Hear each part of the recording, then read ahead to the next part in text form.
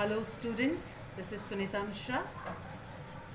So we know that we are studying the chapter life processes. In that we have completed the transportation in animals. Then we have also studied transportation in plant. And in my previous class I taught you about the transport of water and minerals.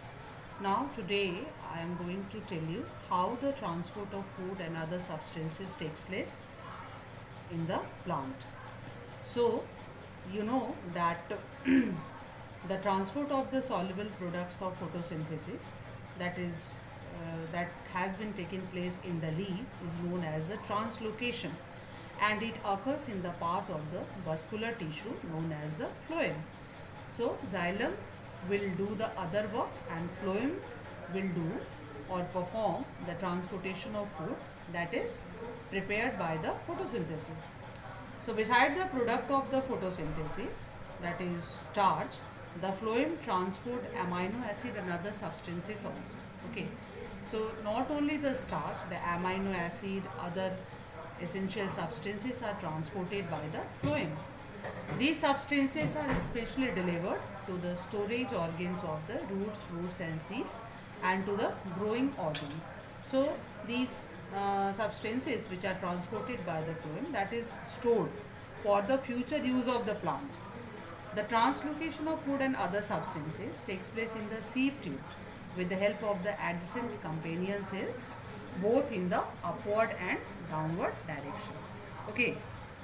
Now, unlike the transport in xylem, which can be largely explained by simple physical processes, the translocation in phloem is achieved by using the energy.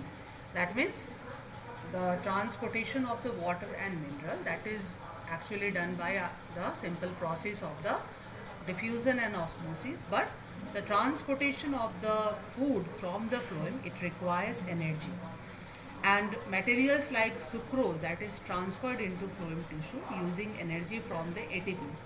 Now ATP is the energy that is generated by the respiration.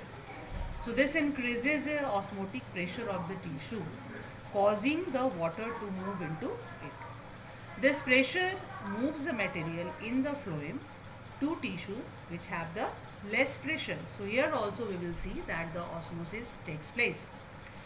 This allows the phloem to move material according to the plant's need. Now for example, in the spring, sugar stored in root or stem tissue would be transported to the birds which need energy to grow.